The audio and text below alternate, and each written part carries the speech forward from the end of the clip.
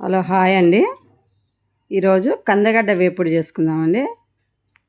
ఈ కందగడ్డ వేపుడు, ఆలుగడ్డ వేపుడు, చామగడ్డ వేపుడు ఇట్లా ఎన్నో రకాల వేపుడులు అండి. వాటిల్లో కందగడ్డ వేపుడు కూడా బాగుంటుంది.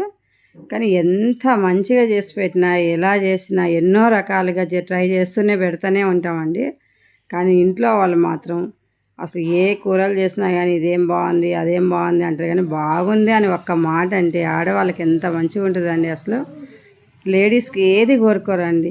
ఇంట్లో చేసిన వంటలు తిని బాగున్నాయి అని ఒక్క మాట అంటే ఎక్కడ లేని ఆనందం అయిపోద్దండి. కానీ ఆ ఒక్క మాట కోసం ఎంత ఎదురు చూస్తుంటామండి మనం.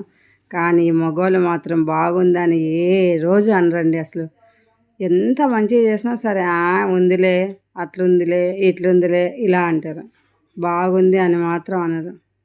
కాబట్టి మీరు మాత్రం ఈ విధంగా ఫ్రై చేసి పెట్టి చూడండి, చాలా బాగుంటుంది. Subscribe to my channel.